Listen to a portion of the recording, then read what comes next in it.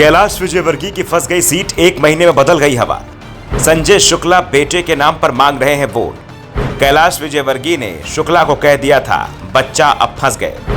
इंदौर एक सीट पर 1 महीने पहले तक संजय शुक्ला निश्चिंत थे, मानकर चल रहे थे कि बीजेपी से कोई भी उम्मीदवार आए मुकाबला एक तरफा ही रहेगा, वो आसानी से चुनाव जीत जाएंगे। शुक्ला के समर्थक भी ये मानकर चल रहे थे और इंदौर एक सीट पर हुए सर्वे बता रहे थे कि यह सीट कांग्रेस के खाते में जा रही है।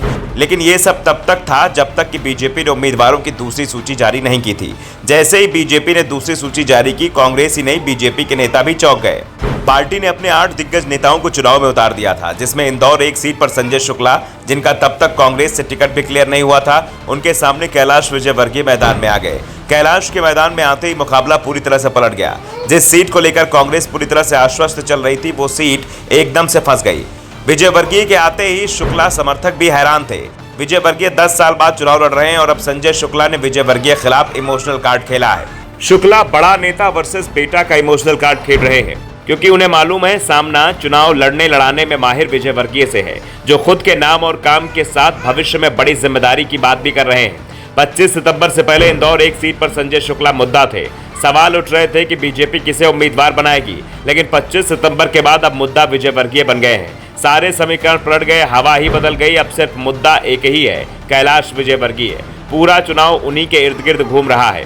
बीजेपी की इस परंपरागत सीट को पिछले चुनाव में कांग्रेस ने छीन लिया था।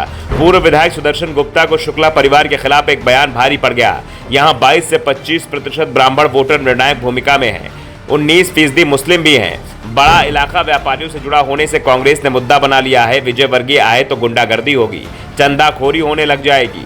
इस घेराबंदी को विजयवर्गीय समझ रहे हैं, इसलिए कोई भी व्यक्तिगत बयानबाजी नहीं कर रहे। वो पूर्व विधायक सुदर्शन गुप्ता को पूरे समय साथ रखे हैं ताकि भीतरघात बिल्कुल ना हो पाए। विजयवर्गीय भी ये मान रहे हैं कि मुकाबला बेहद कड़ा है। संजय शुक्ला हर चीज में सक्षम है, अरबपति हैं, कार्यकर्ताओं की फौज उनके साथ है।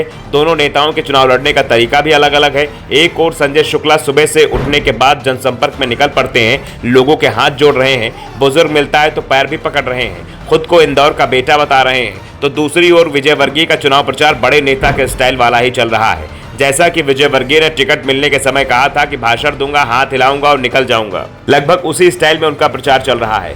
वो ना तो दिन भर गली गली में पैदल हाथ जोड़ते घूम रहे हैं, ना ही वोटर के पैरों में पड़ते हैं। सुबह से इंदौर एक मोहल्ले संगठन ने समाज के लोगों को बुलाकर घर के पोहे खिलवा रहे हैं। यहीं से समाज संगठनों के आने वाले कार्यक्रमों में भी जाने की हामी भरते हैं, जाते भी हैं। दोपहर तक उन सीटों के मामले निपटा रहे जो सिरदर्द बनती हैं। दूसरी सीटों पर भी प्रचार कर रहे हैं, बागियों को मना भी रहे हैं। 30 अक्टूबर को बीजेपी की चुनावी समीक्षा बैठक में खंडवा जिलाध्यक्ष ने कहा था कि हमारे यहाँ बागी खड़ा है, ये विजयवर्गीय का ही समर्थक है, वे कह देंगे तो फॉर्म उठा लेगा।